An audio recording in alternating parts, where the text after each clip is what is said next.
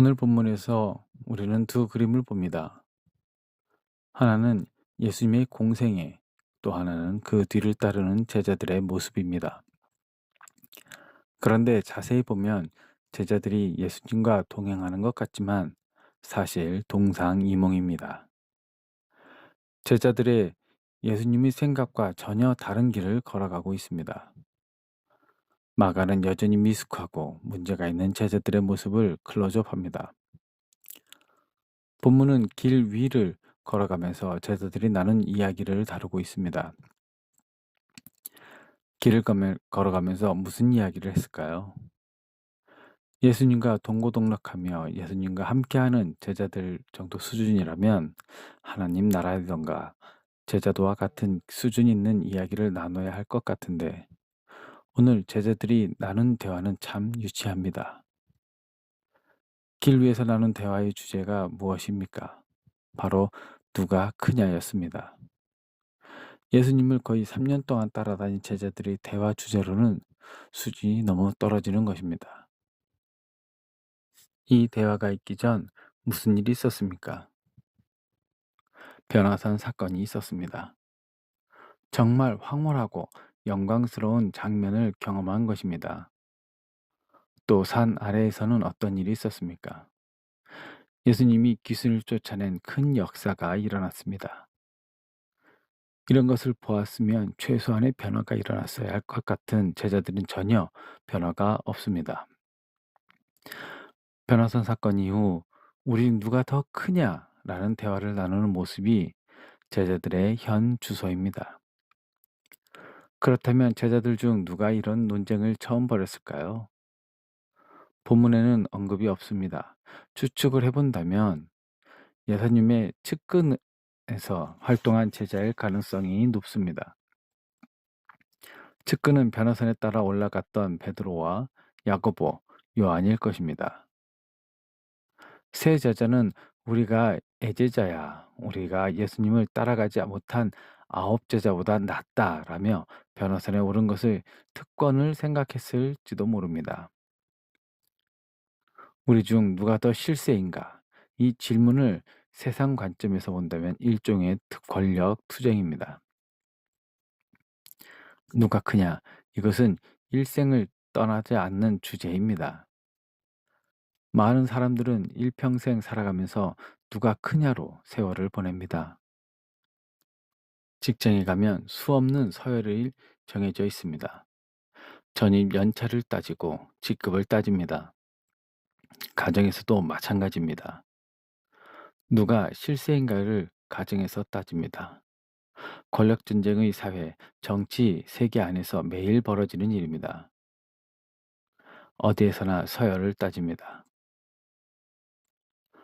사울은 이스라엘의 왕이었습니다. 그러나 사울은 천천히요, 다윗은 만만이로다는 백성들의 노랫소리가 심기를 거스르게 했습니다. 자신이 이스라엘의 첫째인 줄 알았는데 백성들은 다윗이 첫째라는 것입니다. 사울은 피가 거꾸로 솟아 그날부터 다윗을 죽이고자 혈안이 됩니다. 세상의 정치판에서는 이런 일들이 일상입니다. 피 튀기는 권력 다툼이 벌어집니다. 이런 논쟁이 정치판에서만 일어난다고 하면 얼마나 좋겠습니까? 놀랍게도 예수님의 제자들에게서도 일어났습니다. 그리고 오늘날 교회 안에서도 종종 벌어집니다. 우리도 아차하면 이런 유치한 주제로 세월을 보낼 가능성이 있습니다. 교회 안에서 직분, 안수연도, 등록연도, 심지어 제자반 기수까지 따지게 됩니다. 그러다가 무언가 밀리면 나이까지 이야기합니다. 어디를 가나 서열에 생명을 거는 것입니다. 그러나 주님은 전혀 관심이 없는 주제입니다. 우리는 유치한 도토리 키재기를 자주 합니다. 도토리들이 서로 키를 잰들 무슨 차이가 있겠습니까? 아무리 도토리가 커도 도토리입니다. 변화산 사건을 두고 제자들이 키재기를 했을 가능성이 높습니다. 베드로와 야고보, 요한은 변화산을 갔다 온 이후 어깨를 으스댔을지도 모릅니다. 뿐만 아니라 이 세 사람 중에서도 서로 누가 크냐를 따졌을 가능성도 있습니다. 변호사 사건은 위대한 모세도 엘리야도 사라지고 그리스도만 남는 사건으로 종결되었습니다. 오직 예수 그리스도만이 유일한 영광을 받으실 분이고 우리의 구원자이심을 그 사건을 통해 목격한 것입니다. 그리고 그리스도 앞에서 인간이 얼마나 보잘것없는 존재인가를 확인했습니다. 얼마나 중요한 가르침입니까? 그러나 안타깝게도 새 제자는 누가 크냐로 쓸데없는 논쟁을 하고 있습니다. 어쩌면 베드로가 자신이 첫째라고 주장했을지도 모릅니다. 요한도 가만히 있지 않았을 것입니다. 요한의 별명이 무엇입니까? 바로 우레의 아들입니다. 모두가 자기의 논리로 자신이 왜 첫째인가를 주장했을 것입니다. 그리고 나머지 9명도 마찬가지입니다. 그들은 세 명의 우위를 인정하기 싫었을 것입니다. 제자들은 주님을 섬겼지만 경쟁적으로 섬겼습니다. 열심에는 불순한 의도가 숨어 있는 것입니다. 누가 조금이라도 나서면 싸늘한 눈초리를 보냈습니다. 그래서 예수님이 어디에 가시든지 자리다툼이 일어났습니다. 그들은 동력자 관계이기보다는 경쟁자들이었습니다. 마가가 비추어주는 제자들의 모습은 왠지 씁쓸합니다. 그리고 그 문제는 그들의 모습에서 오늘 우리의 모습도 보인다는 것입니다. 예수님은 그들의 대화를 듣고 계셨습니다. 제자들끼리 논쟁했지만 예수님은 그들의 대화를 알고 계십니다. 그리고 너희들이 길 위에서 나눈 이야기가 무엇이냐고 물으셨습니다. 그러니까 본문 34절 그들이 잠잠하니 이는 길에서 서로 누가 크냐 하고 쟁론하였음이라 라고 말합니다. 바로 유구무원입니다. 제자들이 입을 다물었습니다. 왜 잠잠했을까요? 제자로서 성숙하지 못한 모습을 예수님에게 들키니까 부끄러운 것입니다. 바로 그들의 불순한 동기가 드러난 것입니다. 제자들이 그동안 받았던 교육과 다른 모습을 드러낸 것입니다. 예수님의 제자들은 당시 서기관과 바리새인들과는 달라야 했습니다. 서기관들은 항상 눈에 띄게 긴 옷을 입고 다니고 회당의 높은 자리와 잔치의 윗자리를 차지했습니다. 그러나 예수님은 전혀 다른 행보를 보이셨습니다. 무엇보다도 예수님은 이제 예루살렘을 향하고 있습니다. 앞서 주님은 당시 십자가에 죽으실 것을 제자들에게 예고하셨습니다. 주님은 지금 십자가의 길을 향해 걸어가고 있는 것입니다. 바로 십자가는 낮아짐입니다. 바리새인들과 서기관들이 가졌던 상향성이 아닌 반대의 하향성입니다. 더 이상 내려갈 수 없는 정도의 낮아짐입니다. 주님은 권력이 아닌 탈권력의 길을 걸으셨습니다. 그에 반해 제자들은 권력 추구적인 모습을 보였습니다. 바로 그들은 예수를 닮지 못한 것입니다. 제자들은 십자가는 안중이 없었습니다. 바로 앞서 8장에서 베드로가 십자가의 길을 거부할 때 예수님께서 사탄아 내 뒤로 물러가라 내가 하나님의 일을 생각하지 아니하고 사람의 일을 생각하는구나 라고 심한 책망을 들었습니다. 제자들은 자기 출세와 성공에 몰두하고 있습니다. 바로 자신의 신변, 세속적인 야망을 가지고 예수님을 따르고 있습니다. 하나님의 나라와는 거리가 먼 모습입니다. 사랑하는 성도 여러분, 혹시 우리의 신앙생활에도 이와 비슷하지 않습니까? 우리의 관심은 어디에 있습니까? 대부분 교회 안에 일어나는 분란의 문제들은 자존심 싸움입니다. 그리스도가 핵심적인 주제가 아닙니다. 개인 신상의 문제로 힘들어합니다. 어떤 일에 내 이름이, 내 서열이 뒤틀려 있으면 힘들어합니다.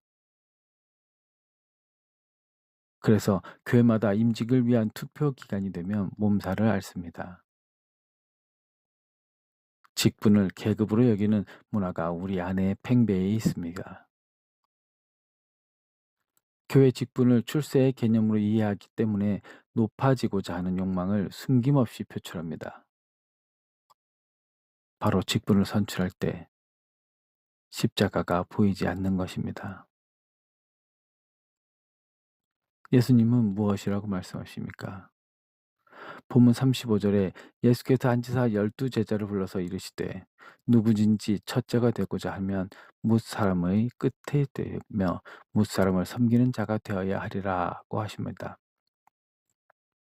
하느님 나라에 말씀하십니다. 매우 급진적인 가르침입니다. 예수님의 말씀은 세상에서 적용하기 어려운 가르침으로 보입니다. 만약 이 말씀대로 세상 속에서 살아간다면 바보 취급을 받을 가능성이 높아 보입니다. 이 구절은 예수님께서 첫째가 되는 길을 알려주신 말씀이 아닙니다. 예수님은 처제수를 가르쳐 주시는 분이 아닙니다. 삶의 원리를 가르쳐 주십니다. 하나님 나라는 첫째, 둘째를 가리는 구별 자체가 없습니다. 하나님 나라는 우애를 가리지 않고 시비를 가리지는 내 관심이 없습니다. 하나님 나라의 핵심 주제는 섬기는 데 있습니다. 그래서 하나님 나라의 원리는 언제나 역설적입니다. 첫째가 되고자 하면 뭇 사람의 끝이 되고 뭇 사람을 섬기는 자가 되어야 하리라는 말씀은 세상과 정반대의 모습입니다. 세상은 첫째가 되는 것에 사활을 걸었습니다. 권력투쟁, 서열투쟁은 어디를 가나 치열하고 이 투쟁은 비극을 낳게 됩니다. 왜 사람들은 높은 자리를 차지하려고 할까요? 바로 주목을 받고 싶은 욕구와 자기의 존재감을 드러내고 싶은 욕구 때문입니다. 이것은 죄악된 인간의 본능입니다. 그리고 대부분의 사람은 높은 자리에 올라가는 순간 변하게 됩니다. 사람을 지배하려고 합니다. 지배할 때 쾌감이 있는 것입니다. 힘에 대한 유혹입니다. 세상에는 위로 올라가려는 무수한 사다리가 있습니다. 사람들은 어느 사다리를 타야 더 높은 곳으로 올라갈 수 있는지를 가늠합니다. 그리고 그 사다리를 찾습니다. 그러나 올라가는 길은 험악합니다. 모두가 오를 수도 없지만 올라갔다 해도 곧 떨어질 것입니다. 어떤 사다리는 한순간에 바닥으로 떨어집니다. 떨어진 사람들은 누구입니까? 바로 올라간 사람들입니다. 올라가지 않은 사람이 떨어질 리는 없습니다. 그리고 높은 곳에 오를수록 그 떨어지는 충격은 더욱 큽니다. 사람들은 높아지고자 하는 일에 많은 에너지를 소모합니다. 그러나 높은 곳에 추구하면 반드시 낙심과 절망을 맛볼 수 있습니다. 바로 이스라엘 왕 사울은 분노로 가득 차 있습니다. 자신이 첫째 자리를 지키려고 할수록 더 절망적인 상태에 빠져들었습니다. 첫째의 자리를 쟁취하려는 사람은 잔인해집니다. 폭력적이게 변하고 결국 미치게 됩니다. 사울이 그랬습니다. 이 올라가려고 하는 마음에 마귀의 속성이 그대로 담아 있습니다. 마귀는 높아지고자 하는 자입니다. 이사야 14장 12절에서 14절을 보면 너 아침의 아들 계명성이여 어찌 그리 하늘에서 떨어졌으며 내 열국을 얻은 자여 어찌 그 땅에 찍혔는고 내가 내 마음에 이르기를 내가 하늘에 올라 하나님의 뭇별 위에 내 자리를 높이리라 내가 북극 지폐의 산 위에 앉으리라 가장 높은 구름에 올라가 지극히 높은 이와 같아지리라 하는도다라고 말씀합니다. 바로 마귀의 모습입니다. 마귀의 욕심입니다. 높아지고자 하는 마음을 가지면 마귀에게 이용될 가능성이 높습니다. 그래서 내가 높아지고자 하는 마음을 가질 때 마귀와 한통속이 되고 마귀의 유혹 앞에 무릎을 꿇게 되는 것입니다. 마귀는 첫째가 되라고 유혹하고 부추깁니다. 그러나 첫째가 되려고 하는 자는 결코 첫째가 될 수 없습니다. 첫째가 되고자 하는 인간의 자아는 결코 만족될 수 없습니다. 그 길을 고집하면 할수록 불행의 길로 가게 됩니다. 사랑하는 성도 여러분, 마귀의 속삭임에 속지 않길 바랍니다. 우리가 주님의 일을 하고자 할 때 붙들어야 할 매우 중요한 가르침이 있습니다. 주님은 첫째가 되고자 한다면 무사람이 끝이 되어야 한다고 말씀하십니다. 여기에서 첫째가 되고자 하는 첫째라면 어떤 것일까요? 지금 힘들어도 열심히 충성하면 언젠가 첫째의 자리로 세워주신다는 말이 아닙니다. 주님의 말씀하시는 첫째는 세상의 첫째와 의미가 다릅니다. 주님께서 말씀하시는 첫째는 종이 되는 것입니다. 사실 세상에서 아무리 대단한 자리에 앉았다 해도 주님 앞에서는 아무것도 아닙니다. 중요한 것은 주님의 인정입니다. 하나님 나라를 위해 철저히 종으로 사는 것, 이것이 최상입니다. 종으로 살아갈 때 주님이 인정하십니다. 그리스도는 친히 종의 모습으로 세상에 오셨기 때문입니다. 마가복음에서 마가는 계속 그리스도의 종됨을 강조합니다. 그렇다면 예수를 따르는 우리는 어때야 할까요? 당연히 우리도 종이어야 합니다. 우리가 따르고 있는 분이 종이시기 때문입니다. 주님은 섬기는 자가 되어야 한다는 것을 가르쳐 주시고 계십니다. 그러므로 교회 안에서 예외 없이 모두가 종입니다. 큰 종, 작은 종이 아니라 그냥 종입니다. 교회를 섬기는 역할밖에 없습니다. 영어에서 목사라는 단어는 미니스트리입니다. 바로 섬기는 자라는 뜻입니다. 그래서 오늘도 말씀으로 섬기고 있습니다. 장로라는 말뜻에는 솔선수범하는 자라는 뜻이 있습니다. 그리고 집사는 그야말로 식탁에서 수종드는 자라는 의미를 가지고 있습니다. 이 모두가 공통적으로 섬기는 자, 종의 모습입니다. 종에게 서열을 따지는 것도 참 우습습니다. 그러므로 교회 직분에는 높고 낮음의 기준이 있을 수 없습니다. 우리가 따르는 그리스도가 종으로 사셨기 때문입니다. 교회가 제도화되어 갈수록 교회 직분이 계급이 될 위험성이 있습니다. 그러면 교회는 위험한 길로 들어서게 됩니다. 계급이 감투가 되면 세속의 힘에 작동하게 됩니다. 결국 교회가 엉망이 되어버립니다. 교회 안에 실세가 있으면 안 됩니다. 실세가 있다면 오직 한 분, 예수 그리스도밖에 없어야 합니다. 실세가 누구인지 느껴지는 교회가 있다면 위험합니다. 나의 종됨으로 인해 그리스도가 높아진다면 그것으로 충분한 것입니다.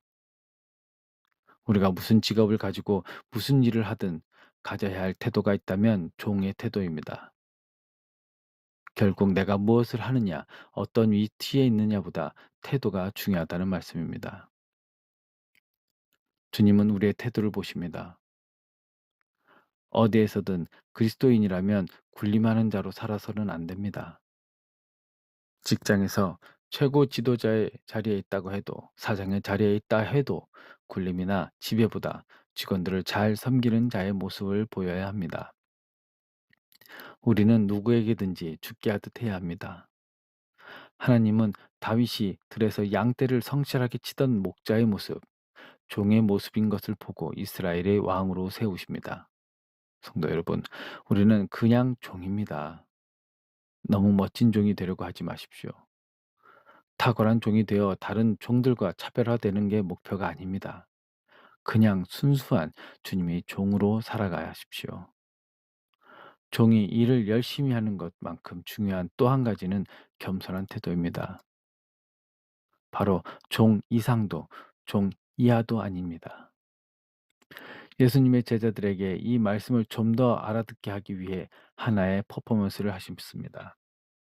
본문 37절에서 누구든지 내 이름으로 이런 어린아이 하나를 영접하면 곧 나를 영접함이요.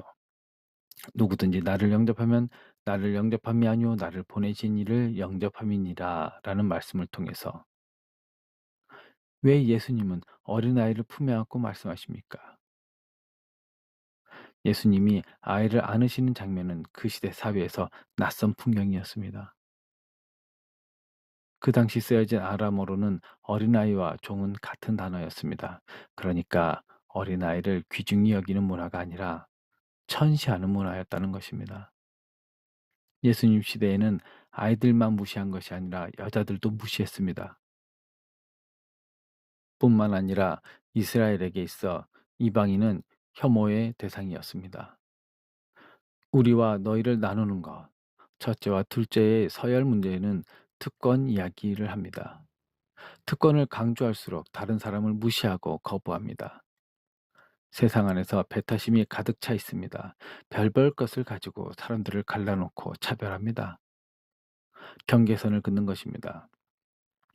오늘 예수님이 어린아이를 품에 안으시고 주는 메시지는 강력합니다. 하나님 나라에서는 무시될 수 있는 존재가 아무도 없다는 것입니다. 하나님 나라에는 차별이 없습니다. 모두를 동일하게 받아들여 주십니다. 하나님 나라에는 특별한 사람이 따로 존재하지 않습니다. 모두가 특별한 존재이기 때문입니다. 아주 작은 자라도 귀하게 여김을 받는 곳, 하나님 나라의 모습입니다. 주님은 사람들이 만들어 놓은 모든 경계선을 지워버리시고 환대하십니다. 우리는 예수님을 따르는 사람들입니다. 예수님이 걸어가셨던 길, 보여주셨던 삶은 우리의 모델이 되어야 합니다. 우리도 모르게 경계선을 긋고 나와 너를 구분시키는 문화에 적응해 있다면 사람들이 그어놓았던 경계선을 넘어가신 그리스도의 모습을 본받아야 할 줄 믿습니다. 우리가 가는 곳마다 사람과 세상이 만들어 놓은 구별, 차별을 걷어내고 온전히 그리스도 안에서 사람들을 품고 환대하고 지지해 주는 삶이 되기를 소망합니다. 우리는 세상과 정반대의 삶으로 부르심을 받았습니다. 세상은 오르고자 애를 쓰지만 우리는 내려가는 길로 부름을 받았습니다. 그것이 십자가의 길입니다. 그 길은 힘들지만 하늘을 향하는 길입니다. 높은 곳은 멀리서 보면 멋있어 보입니다. 그러나 매우 위험할 수 있습니다. 마귀가 득실거릴 것입니다. 무엇보다 높은 곳은 오를수록 주님을 만나기 힘들어집니다. 낮은 곳으로 가야 주님을 만날 수 있습니다. 주님을 만나야 그곳에 평안이 있습니다. 우리는 첫째는 되어야 할 이유가 전혀 없습니다. 어떤 세상적인 직급을 나의 정체성으로 삼는다면 불안합니다. 어떤 자리도 영원하지 않기 때문입니다. 어떤 것도 우리의 안정이 될 수 없습니다. 우리는 누구입니까? 오늘 나의 신분을 재확인해야 합니다. 우리는 복음을 통해 하나님의 자녀가 되었습니다. 하나님의 자녀, 더 이상 바랄 것이 없는 충분한 신분 상승입니다. 이것이 얼마나 놀랐습니까? 우리의 정체성이 그리스도 안에 주어졌습니다. 최고의 정체성이 주어진 것입니다. 그러므로 우리에게 오르고 내리고의 개념이 없습니다. 그냥 하나님의 자녀요 그리스도인이요 성도들입니다. 누가 높여준다고 올라갈 사람들도 아니고 누가 나를 깎아내린다고 내려갈 사람들도 아닙니다. 우리의 신분은 그리스도 안에서 이미 결정되어 있다는 것입니다. 어떤 적공과 이유로 자기를 높이려고 한다면 불쌍한 일이 됩니다. 성도 여러분, 세상의 것들로 광을 내려고 하지 마십시오. 우리는 그리스도로 인하여 빛이 나는 사람들입니다. 세상의 것으로 자존심 상해하고 열등감에 시달릴 이유가 없습니다. 누가 세상의 것으로 자랑하면 그저 한 번씩 웃고 끝내십시오. 바울은 그리스도를 만나고 이전에 자랑하던 모든 것을 배설물로 여겼다고 말합니다. 우리가 자랑할 것은 오직 그리스도뿐이라는 얘기입니다. 주님은 제자들이 불필요한 논쟁을 할 때 이 핵심을 가르쳐 주십니다. 오늘 나의 마음을 한번 들여다보시길 바랍니다. 주님은 우리의 마음을 들여다보시고 계십니다. 내 마음 가운데 아직도 첫째가 되고자 하는 마음이 있습니까? 나를 드러내고자 하는 욕망에 시달리고 있습니까? 위험한 유혹입니다. 사람들에게 주목받을수록 위험합니다. 사람들이 지지하고 높아질수록 숨어야 합니다. 누가 높여준다고 정신을 잃지 마십시오. 스스로 낮은 곳으로 가시길 바랍니다. 누가 낮은 곳으로 향할 수 있습니까? 주님과의 관계 안에서 내적인 평안을 유지해야 가능합니다. 깊은 영성이 받쳐져야 갈 수 있는 것입니다. 하나님 나라는 큰 자들에 의해서 세워지지 않습니다. 하나님 나라는 작은 자들, 자기보다 남을 낮게 여기는 자들에 의해 세워집니다. 하나님 나라는 유력한 사람들이 아니라 종들이 필요합니다. 바로 한 분만 유력하면 됩니다. 바로 예수 그리스도입니다. 우리가 얼마나 더 위대하고 놀라운 일을 하느냐는 중요하지 않습니다. 무엇을 하든지 어떤 위치에 있든지 종의 태도를 놓치지 않고 살면 됩니다. 가까이 있는 사람을 경쟁 상대로 보지 말고 섬김의 대상으로 바라보십시오. 내가 죽고 상대를 살리시길 바랍니다. 그것이 십자가의 정신입니다. 세속적인 욕망이 솟아오를 때마다 십자가를 바라보십시오. 십자가는 능력이고 지혜입니다. 십자가의 길이 우선은 위험해 보이지만 가장 안전한 길입니다. 사랑하는 성도 여러분, 세상을 닮지 말고 그리스도를 닮아가는 은혜가 모두에게 있기를 우리 주 예수 그리스도의 이름으로 축원합니다. 하나님 감사합니다. 오늘 제자들의 말과 주님의 가르침에 대하여 들었습니다. 지금 내 마음에 높아지려는 생각과 첫째가 되려는 마음이 있습니까? 이런 사단의 속삭임이 있다면 그 속삭임에서 그리스도의 이름으로 물리치고 주님의 가르침을 따라 낮아지며 섬기는 종의 모습을 따라갈 수 있게 하여 주시옵소서. 진정한 제자, 성도의 모습을 가지게 하여 주시옵소서. 오직 주님 한 분만을 높이며 나는 낮아져 주님과 함께함으로 진정한 평안을 누리게 하여 주시옵소서. 십자가를 향한 참된 평안을 따르는 우리가 되게 하여 주실 줄 믿으며 이 모든 말씀 우리의 본이 되는 삶을 보여주신 예수 그리스도의 이름으로 감사하며 기도드렸습니다. 아멘.